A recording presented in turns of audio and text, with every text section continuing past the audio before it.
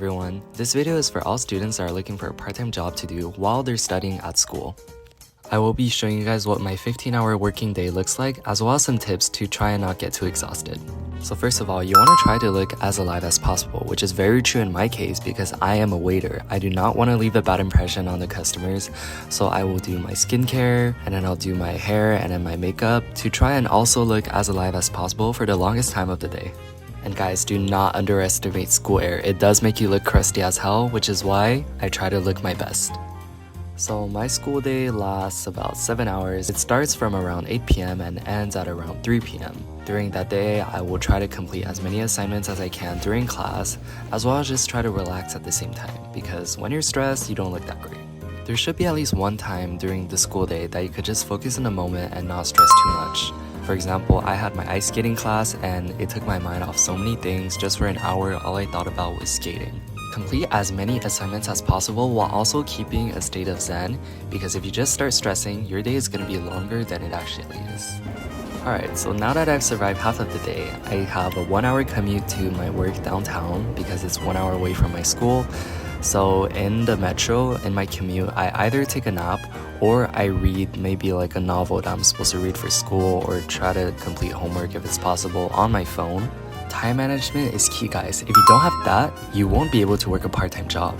So sometimes I will have a gap between my arrival time to downtown and the start of my shift. That time, I lock in. I use that time to study, or else my assignments will never be done.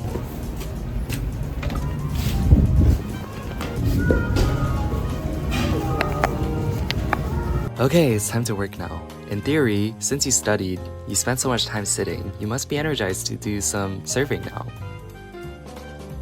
Now it's time for me to change from my school uniform to my work uniform. Still try to make sure to arrive at least 10 minutes before your shift starts so you can prepare. I have a work uniform, so I have to throw that on, change, and then make sure everything looks fine before I actually start working.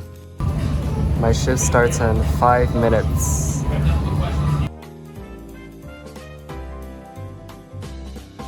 So I'm someone that works really well under pressure, which is why I chose the server job, because if I'm under so much pressure, how do I have time to be tired? Might not be the healthiest mindset, but for me it gets the job done, and I will not have to stress about schoolwork because I'll be busy thinking about what the customer ordered. And working is definitely a getaway from negative thoughts, as well as just like a good experience to have some more social skills.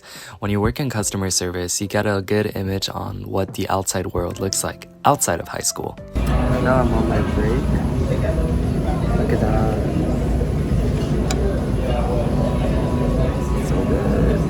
In my case today, I completed all my assignments while I was in school earlier, so I could just enjoy my meal. And guys, guess what? If you have breaks, you should try to take advantage of this time to complete your assignments as well. That's just the reality. If you want to work a part-time job and earn some money, you gotta make time to study too. I remember when I was unemployed, I would go home and just nap for 6 hours, and then when I wake up, I would start doing my assignments. I was so unproductive, and that's when I realized, okay, if I'm gonna do nothing for 6 hours, I might as well work for 6 hours. And that worked out really well for me, because the days I don't work, almost the same thing happens, but I'm trying to fight this habit, so I try to do my assignments the moment I get home. But that just shows how being outside, for me at least, helps me a lot in being productive. I usually end work at around 10 to 11 p.m. depending on how busy it is and of course what day it is. There is also one last key factor I want you guys to remember, is that I do not recommend doing all of your assignments after work, because you'll be tired, you won't be in the right state of mind to do homework, and you will end up not really learning anything, which is why it's so important to leave the hard part to the last. Finally. Bye-bye. Oh, I'm so tired. Can't wait to head home. I feel like I can barely walk. Working for 12 hours straight is not for the weak.